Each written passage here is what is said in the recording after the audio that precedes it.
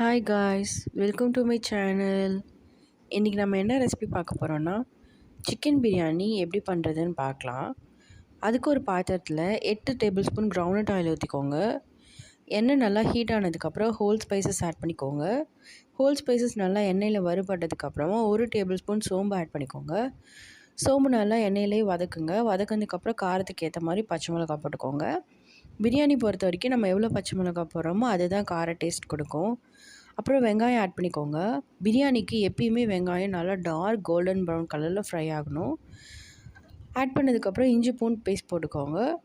இஞ்சி பூண்டு பேஸ்ட் நல்லா எண்ணெயிலே வதங்கினதுக்கப்புறம் தேவையான அளவுக்கு தக்காளி போட்டுக்கோங்க. தக்காளியை நல்லா வதக்கினதுக்கப்புறம் கருவேப்பிலை, கொத்தமல்லி, புதினா ஆட் பண்ணிக்கோங்க. இது நல்லா வறுத்ததுக்கப்புறம் 1 டேபிள் ஸ்பூன் மஞ்சத்தூள், 1 table spoon garam masala, 1 table spoon chicken masala, 1 table spoon தனி மிளகாத்தூள் ஆட் பண்ணிக்கோங்க. அப்புறம் நான் 1/2 kg சிக்கன் எடுத்திருக்கேன்.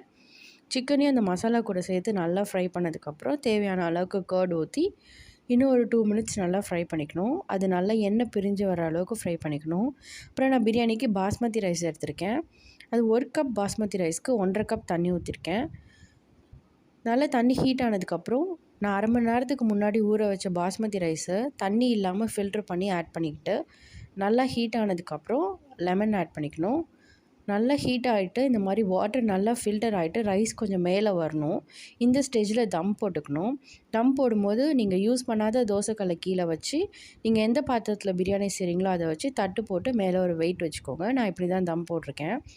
அப்புறம் லோ ஃப்ளேமில் 10 மினிட்ஸ் வச்சு நல்லா கொஞ்சம் நேரம் அப்புறம் ஒரு 10 மினிட்ஸ் நீங்கள் ஃப்ளேம் ஆஃப் பண்ணிவிட்டு வச்சு எடுத்திங்கன்னா பிரியாணி இந்த மாதிரி ரைஸ் உதிரியாக ஒட்டாமல் சூப்பராக வரும்.